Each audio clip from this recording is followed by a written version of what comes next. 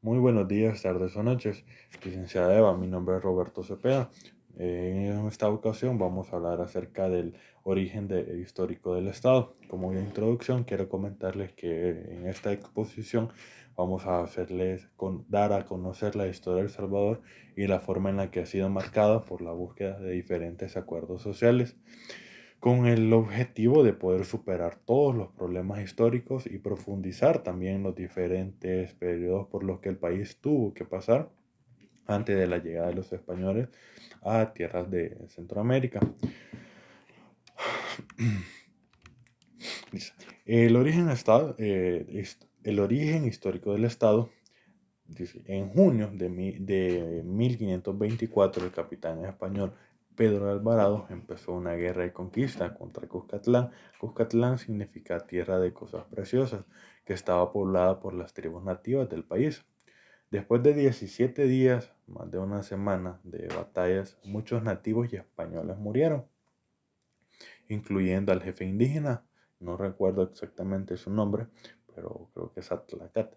Pedro Alvarado, derrotado también y herido de su cadera, parece que su cadera izquierda, abandonó la pelea y se retiró hacia el país vecino, hacia Guatemala, comisionando a su hermano, Gonzalo de Alvarado, igual que él, a continuar con la conquista de Cuscatlán, que anteriormente les comentaba que Cuscatlán significa tierra preciosa.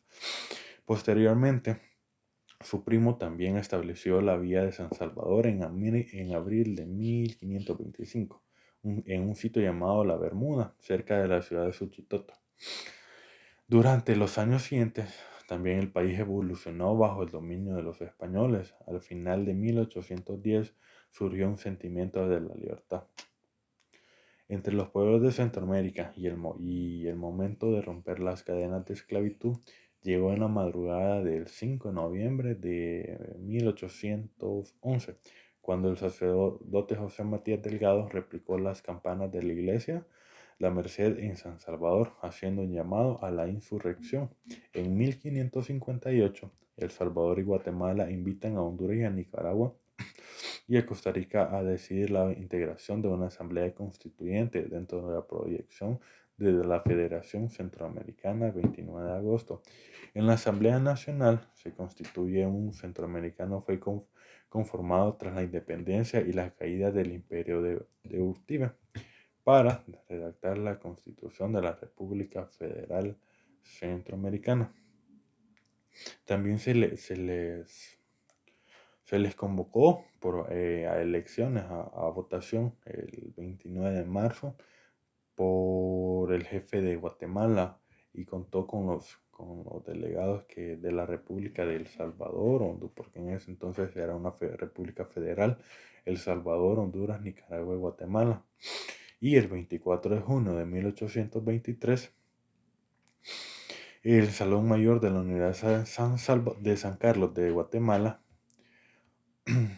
ahí se declaró independiente de España y de México. De 1969 a 1977, una de las épocas que nuestro país ha vivido son trascendentales en su historia, tanto como el conjunto de sectores campesinos en el periodo previo a la Guerra Civil, el cual denominaron las formas no armadas a la contienda. En dicha época, las protestas locales y creativas tomaron el control para alzar la voz en abril de 1969. La comunidad de campesinos se reúnen en las afueras de la alcaldía municipal de Suchitoto, departamento de Cuscatlán. Como les comentaba, Cuscatlán es lugar de tierras preciosas. Puesto que dentro de estas instalaciones había un terreno local y un grupo de campesinos del cantón de San Juan de esa jurisdicción. En aquel momento existía una disputa, puesto que los campesinos aseguraban una gran explotación agrícola en la tierra. En dicho momento existía una gran cantidad de campesinos en las afueras del juicio.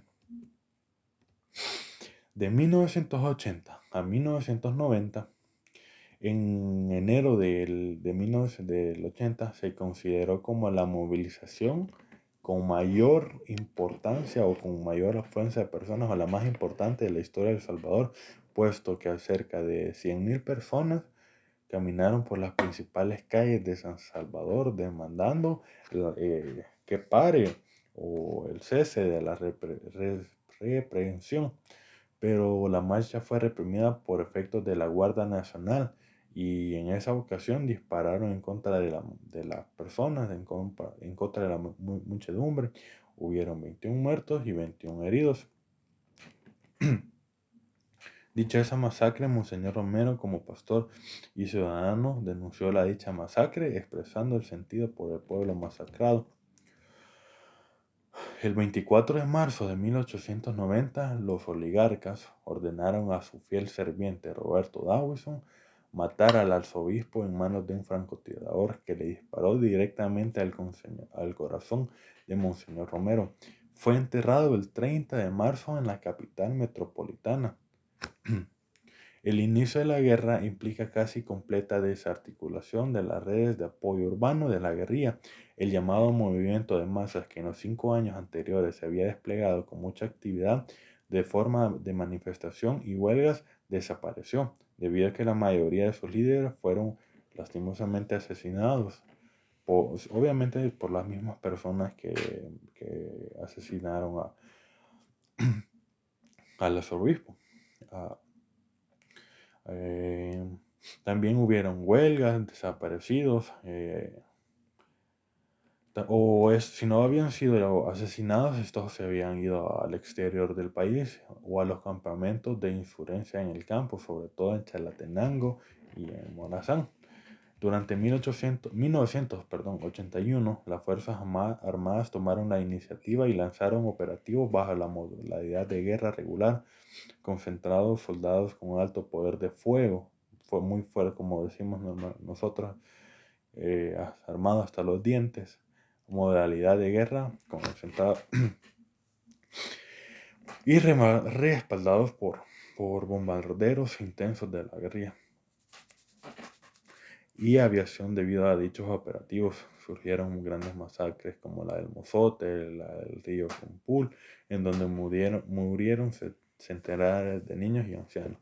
El ejército del FMLN pensaron que el conflicto lo ganarían ellos y que obtendrían la victoria. Sin embargo, a medida que pasaba la guerra, se alargaba y se extendía. Fue entonces cuando comenzó a agarrar fuerza la idea de la posible solución a través del diálogo y la negociación. Pero los gringos, el gobierno de Estados Unidos no se impuso la idea de un diálogo y pensó que, como es bien conocido por parte de Estados Unidos, que la guerra es la solución a los problemas, y entonces pensó que iba a haber una victoria militar sobre el frente y si Estados Unidos le daba mayor apoyo al ejército salvadoreño, cortándole los suministros de fusiles a la guerrilla salvadoreña. Y en los años 1985, el pueblo volvió a las urnas para renovar a la Asamblea Legislativa y los consejos municipales. Como resultado, en esas votaciones fue electo como presidente de la República el licenciado Alfredo Cristiani, y a finales de 1809 el gobierno del FMLN había llegado a la conclusión que la terminación de la guerra por vía militar era imposible o indeseable, porque había muchas secuelas, muerte, destrucción, pobreza y desintegración familiar en lo largo de dicha guerra. El 4 de abril de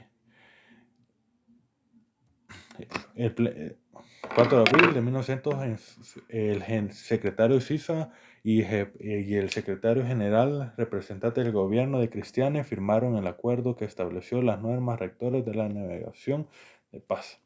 Esto ha sido todo. Gracias por la atención. Bendiciones.